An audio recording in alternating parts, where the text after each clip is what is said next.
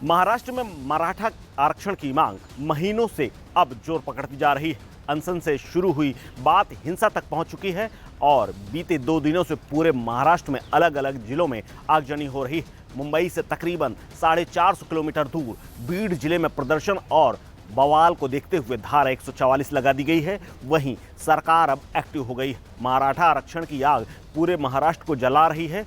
बीड में उग्र प्रदर्शनकारियों ने एनसीपी दफ्तर को आग के हवाले कर दिया।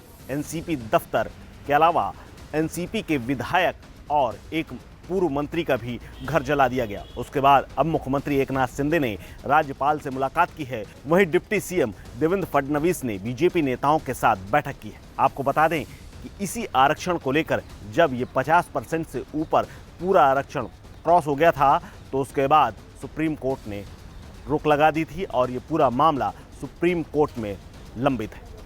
दरअसल ये पूरा मामला क्या है, इसको समझने के लिए तकरीबन 120 से 22 साल पहले जाना होगा, जब मराठा आरक्षण की लड़ाई आज़ादी से पहले शुरू हुई थी, जिसे तकरीबन 121 साल पहले 26 जुलाई 1902 को छत्रपति शिवाजी महाराज के वंशज और कोल्हापुर के महाराजा छत्रपति शाहू जी ने एक फरमान के जरिए जारी किया था।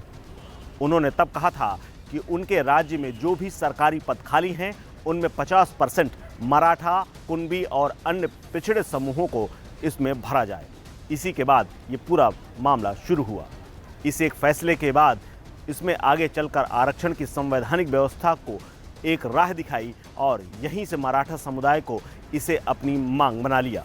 1942 से 1952 के बीच में सरकार जो रही उसने भी मराठा समुदाय को 10 साल का आरक्षण दिया। इसके बाद ये पूरा मामला ठंडे बस्ते में चला गया, लेकिन मराठा व्यक्ति और मराठा मानुस इसको कभी भूले नहीं। महाराष्ट्र में मराठा समुदाय की पिछड़ी जातियों के जैसे उनके भी एजुकेशन के अलावा नौकरियों में भी आरक्षण दिया जाए, ये मांग है।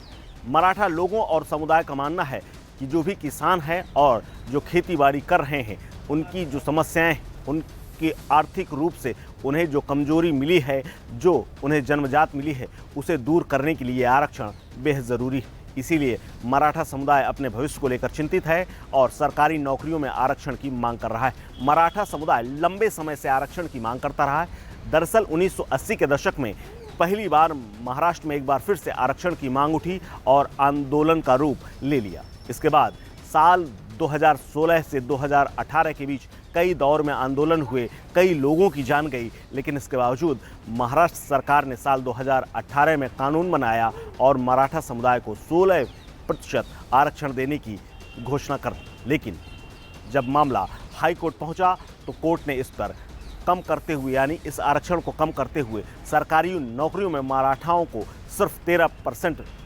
आरक्षण दे दिया। वहीं शैक्षणिक संस्थानों में तकरीबन 12% आरक्षण दिया। ये पूरा मामला सुप्रीम कोर्ट पहुंचा और मई 2021 में कोर्ट की 5 जजों के संवैधानिक बेंच ने इस पूरे आरक्षण पर ही रोक लगा दी। लेकिन इसके बाद मराठाओं की मांग कमज़ोर नहीं हुई। मराठा इसको आगे और ले जाना चाहते थे। दरअसल सुप्रीम कोर्ट ने 50% से ज़्यादा आरक्षण नहीं देने की बात कहते हुए इस पर रोक लगाई थी। एक बात और आपको बता दें कि सुप्रीम कोर्ट ने 1992 में रिजर्वेशन की 50% लिमिट तय कर दी थी और उसके बाद किसी भी प्रदेश में 50% से ऊपर आरक्षण नहीं दिया जा रहा। महाराष्ट्र में मराठाओं की संख्या करीब 33% है और राज्य की राजनीति में मराठा समुदाय का दबदबा रहा है। साल 1960 में महाराष्ट्र के गठन के बाद 20 मुख्यमंत्रियों ने जो शपथ ली उनमें से 12 मराठा रहे और सीएम एकनाथ शिंदे भी इसी समुदाय से आते हैं। रिपोर्ट के अनुसार महाराष्ट्र विधानसभा में 45 सीटों पर मराठा समुदाय का अब भी कब्जा है। साल 2021 में सुप्रीम कोर्ट ने भी कहा था कि मराठा समाज राजनीतिक रूप से काफ़ी सक्षम है और 40% से ज़्यादा सांसद और विधायक मराठा समुदाय से ही आते हैं। मौजूदा स्थिति की बात करें तो राज्य सरकार ने ओबीसी के तहत मराठाओं को 16% का आरक्षण दिया था।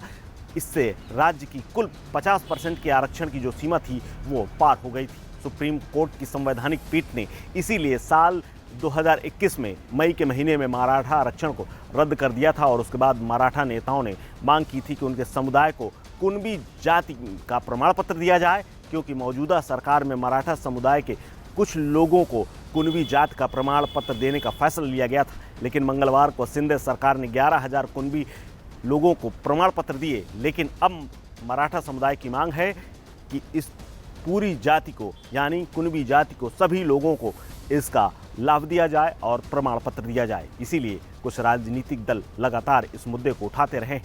शिवसेना बीजेपी एक तरफ है, वहीं मौजूदा समय में बीजेपी और शिवसेना की जो पहले की सरकार थी उसमें यह मामला ठंडा पड़ गया था। लेकिन रिपोर्ट के अनुसार साल 2014 के लोकसभा चुनाव में 52% मराठाओं ने बीजेपी शिवसेना को वोट किया था, लेकिन उसी साल शिवसेना को 30% और बीजेपी को तकरीबन 24% मराठाओं के वोट मिले थे। लेकिन अब एक बार फिर से मुद्दा गर्म है, क्योंकि आने वाले समय में न सिर्फ लोकसभा चुनाव है, उसके बाद महाराष्ट्र में विधानसभा चुनाव भी होने हैं।